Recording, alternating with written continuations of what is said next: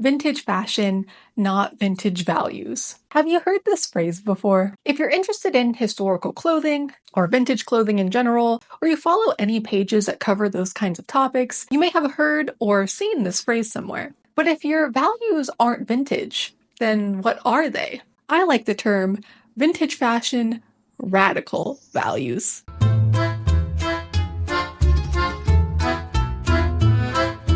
Assalamu alaikum, comrades. Today we're talking about vintage and radical fashion. It's no surprise, as a Soviet historian and the things that I collect, I'm also a communist, which means by definition my values are radical. I also have a very specific style, one very inspired by the history that I consume, the images that I'm constantly looking at, and like the first half of Soviet history, so up until, well, 1952, give or take.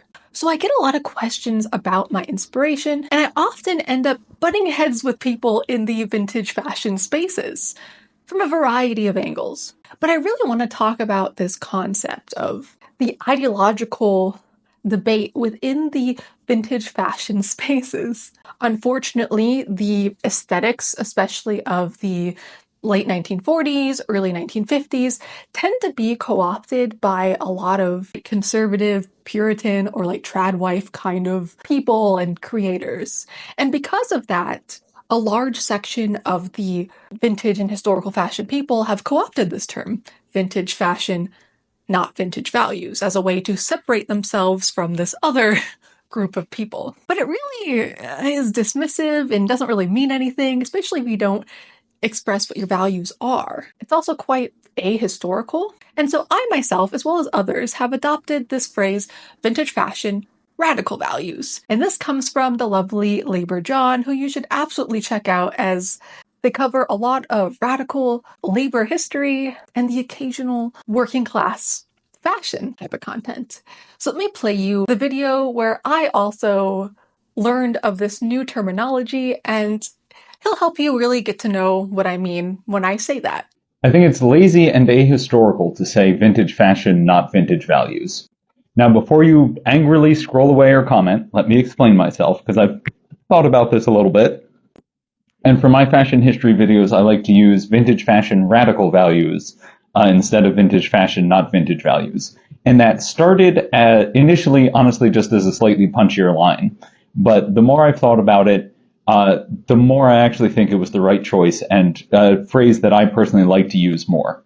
My issue with not vintage values is twofold. First, I think it's ahistorical and ceding too much ground to the right, because implicit in that statement is the assumption that everyone historically was more conservative than we are today. And I can tell you right now, the majority of people watching this video are probably more conservatively minded than the average garment worker in the US in the 1930s. And those garment workers were the ones who were building multiracial, multi-ethnic unions on class lines with both men and women standing on the picket line together. And they were out fucking fighting the bosses and building the social movements that led to the rest of social progress throughout the 20th century. So when we assume that everyone back then was more conservative, we lose out on those stories, and we lose out on that radicalism that has always existed throughout human history. So long as there has been oppression, there has been resistance to that oppression, and we need to be looking for and highlighting those stories of resistance. If we don't, then we're using a conservative framework that they have tradition on their side, and that they are the traditional mindset of being very conservative and American and blah, blah, blah, blah. No. There's just as much of a radical tradition across the country, across history, as there is a conservative tradition. And that needs to be highlighted and emphasized, because that is what we can look to for inspiration for our own future. Now, secondly, I think not vintage values gives too much leeway for people to kind of separate the art from the artist and dress in all of these fancy old-timey clothes without having to worry about the fact that, like, oh, I'm dressed like an enslaver, but don't worry, it's not vintage values, it's just I like the pretty clothes. And to be honest, I don't think you can make that separation that easily. I think that that style and fashion is inherently tied to the socioeconomic conditions that created it, and that's why I would argue if you're going to be dressing in vintage fashion, dress like workers, dress like radicals, dress like revolutionaries. And then use that to tell their stories. because those stories, again, need to be highlighted and emphasized and shared and remembered. And I think he really hits the nail on the head at the end there. Because yeah, if your values aren't vintage, what are they? You may be separating yourself from a specific group of people, but I absolutely see people claiming their vintage fashion, not vintage values, while dressing like, I don't know, a coal baron or someone who absolutely had servants in their household based off of the type of clothing that they're wearing. And I hate the excuse of, oh, I just like pretty clothes and the clothes of the wealthy were just better. Or there's not enough information out there about the working class clothing. No, there is. There's plenty of information. But think to yourself, why is it that to you, apparently, certain kinds of clothing aesthetically please you more? Why is the clothing of the working class seen by you as less desirable? Is it really aesthetics? Or is it just the association with their class standing? Something your subconscious might be running with. There is absolutely beauty and style within the clothing the working class wears, and those pushing to eradicate class altogether, as class, inevitably, is the core of all of our problems. And oh, don't underestimate the artistic prowess and power in communism. Socialists, communists, Marxists, however you want to define all who I'm talking about, is the fire set alight in the heart of the revolutionary, truly less magnificent, or paling in comparison to the tasteless waste of money of the bourgeoisie. Let our vintage fashion be more class conscious. And let me show you some examples to be inspired by when it comes to these radical values, be that in Soviet history, the working class in the United States, and beyond. Now, first I want to tell you a quick story about my husband, of all people. He also dresses in vintage fashion, and the first time that he heard this phrase, vintage fashion, not vintage values, he was very confused. Being from the former Soviet Union, his response was basically, well, maybe not your values in the West, where women were treated as second-class citizens, racism has been and still is rampant, and Puritanism had a big sway, well, even till today, because the values of where he's from are values that defeated the Nazis and brought equality to all kinds of people across the former Soviet Union. So consider that when we're saying things like vintage fashion, not vintage values, whose values are you talking about? Because you're usually talking about Western white people, and there's a whole world out there that didn't go the same route that they did. In a 1927 edition of Robotnica magazine, or Working Woman, they printed this quote that I've never seen anywhere else, but alas, is very interesting to consider, by Vladimir Ilyich Lenin, about beauty. At this time, there was a lot of experimentation going on, and there were lots of questions by women in this new society on what their ideals or physical attributes should be. In the old imperial system, your class, your wealth, how you wore that wealth meant everything. Now it didn't. To satiate the minds of the new Soviet women and what they should be doing, this quote was printed. It said, "Beauty is everything that meets the needs of the proletariat struggling for socialism. Beauty is everything that accords with our struggle for the new life.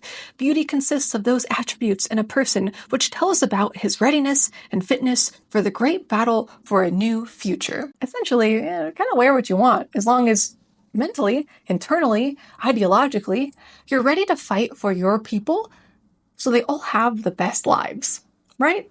But of course, that's sort of a vague, wear what you want, just be a good person kind of answer. What did the Bolsheviks actually wear? Early on, a lot of it was very gender neutral. Men and women wore a lot of the same things, and unisex was vastly adapted by women. In the aftermath of the 1917 October Revolution, Russian artists and craftsmen rallied behind the Bolsheviks, aiming to shape a communist society through their skills.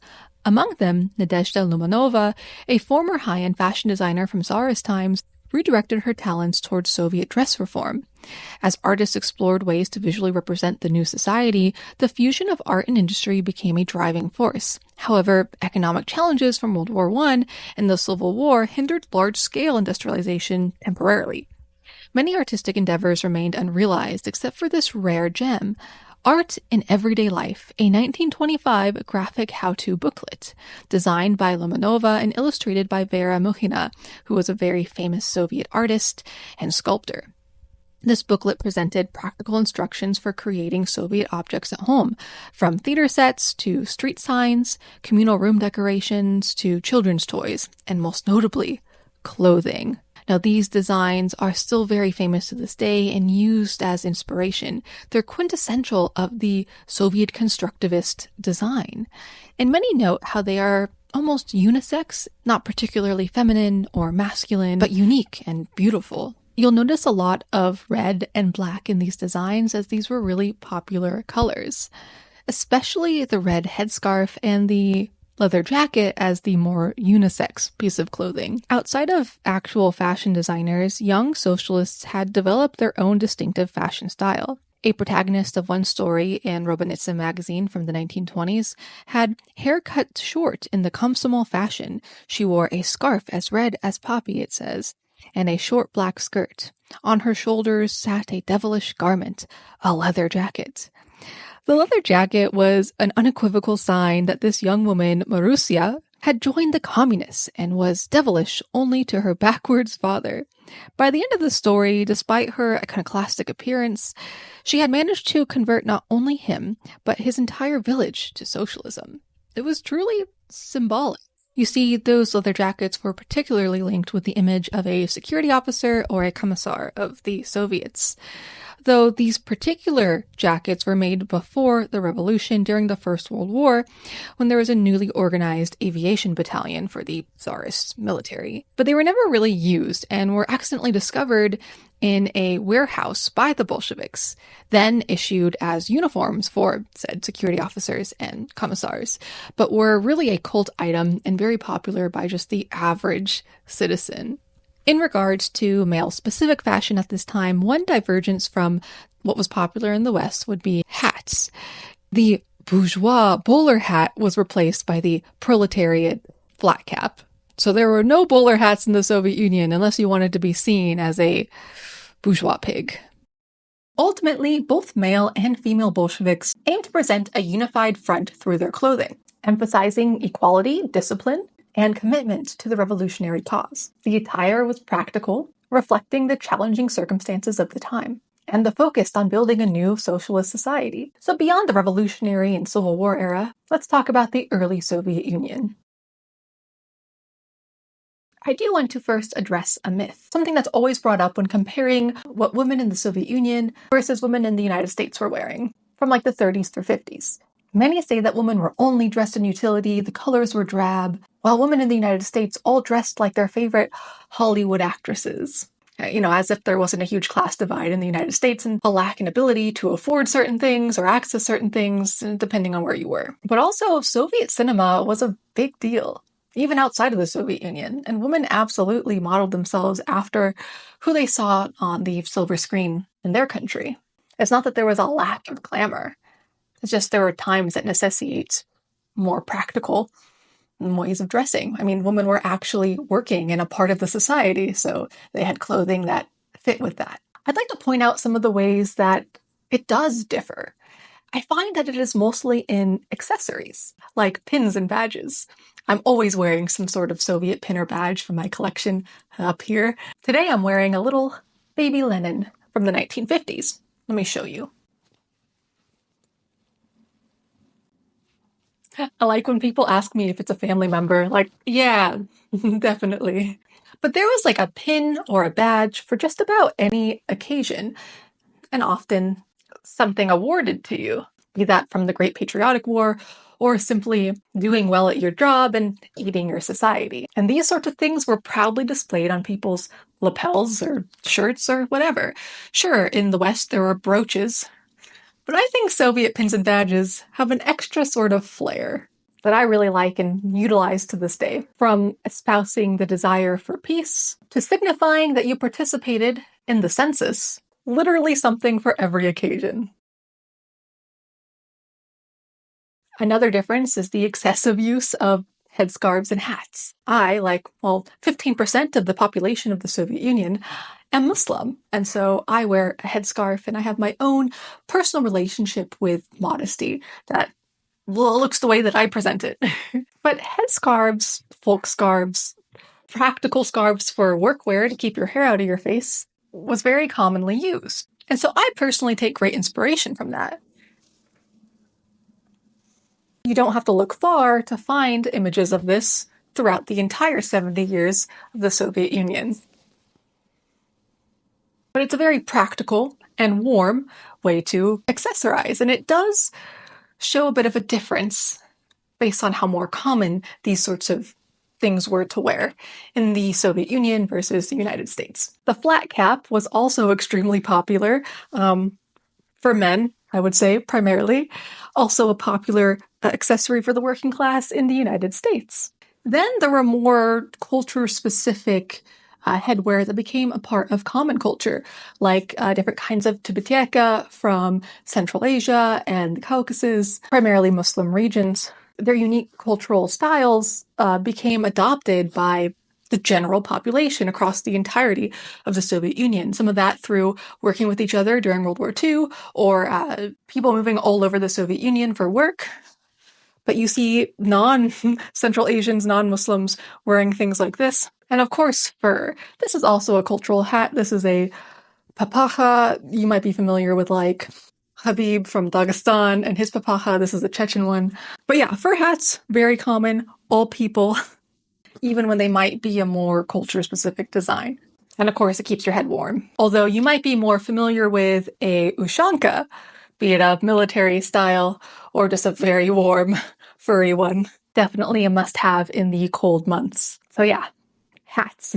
But beyond the headwear, a lot of the clothing was very similar to what you would have seen in the United States, just less flashy, less expensive. And comparing like fashion magazines and catalogs at the time, it's really not as dull or bland or less in variety as people might make it out to be.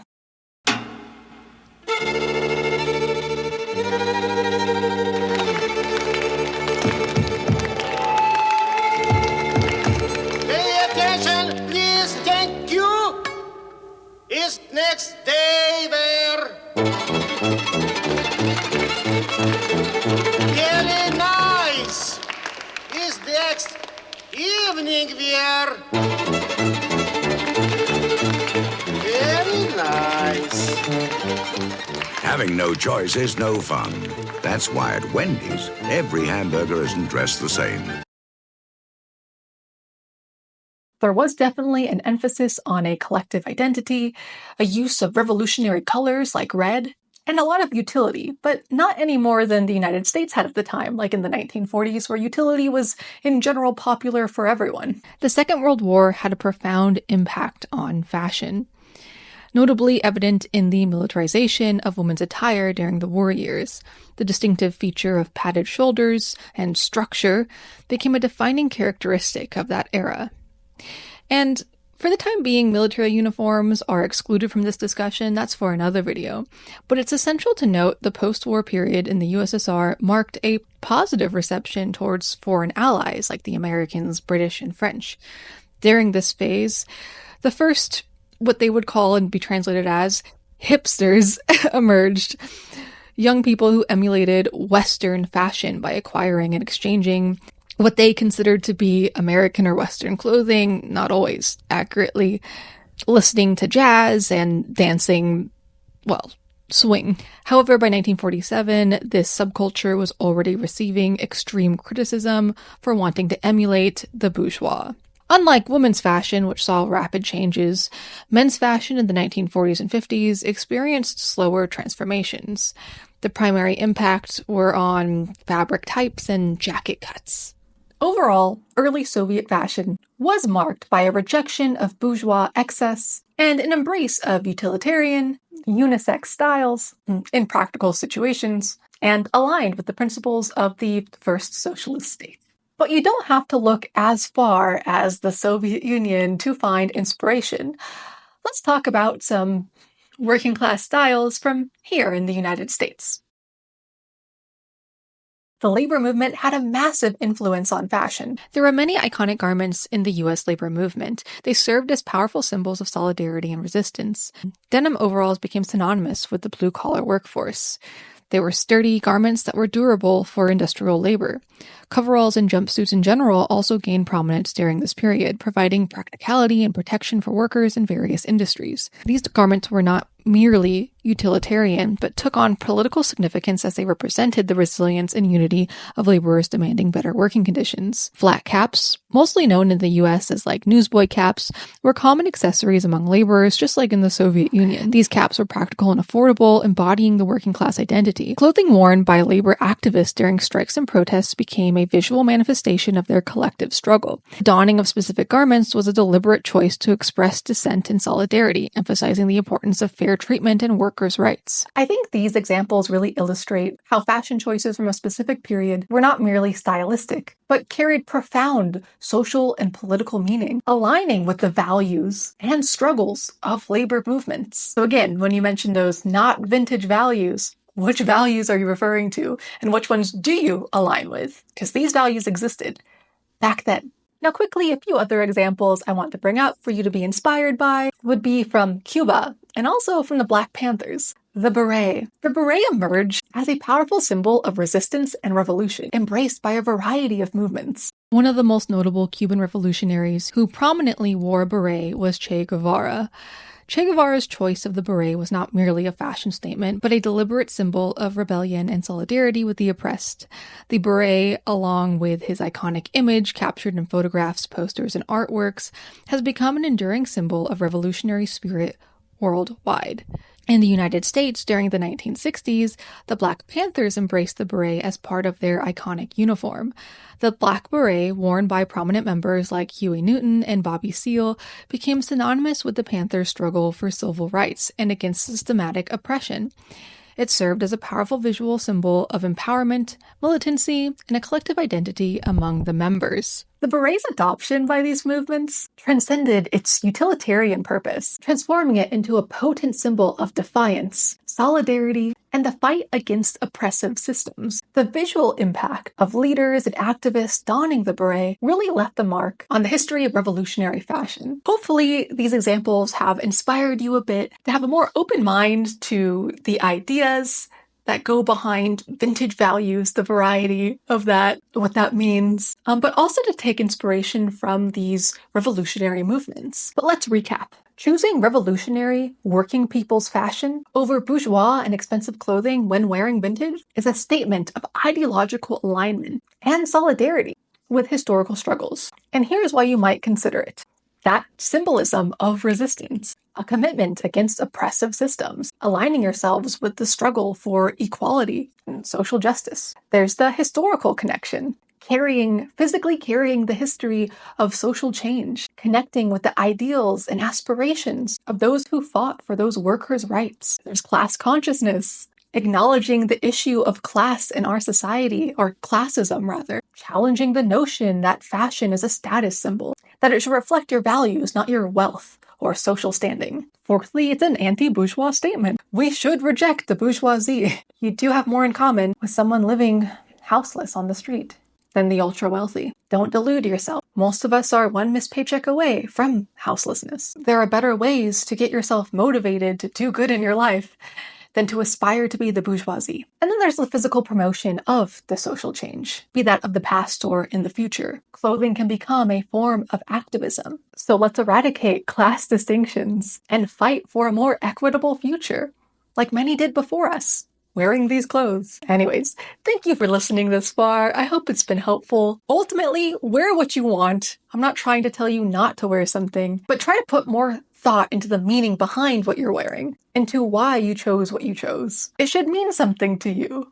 Alright guys, my camera actually died, so I'm on my phone here for the quick ending. Thank you for joining me and listening to everything I've said. I hope it's inspired you or helped you have a new understanding or motivation to wear what you choose to wear. It's fantastic to have something behind the physical choices that you make, mentally, emotionally, inspirationally. But what do you think? Do you disagree with me? Tell me down below. I'm very curious in how this is received, especially by those outside of my Marxist circle.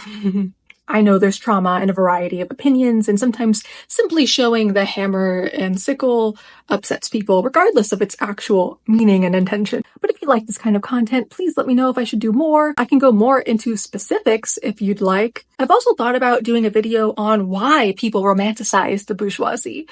Would you like to hear about that? Why you shouldn't aspire to look like them or be like them? I think it's a discussion that's needed, at least in the vintage fashion sphere. Anyways, please subscribe, follow me on Instagram, TikTok, Twitter, or X. And I also have a Patreon if you'd like to support me that way. All right, guys, please be inspired by history. I appreciate you.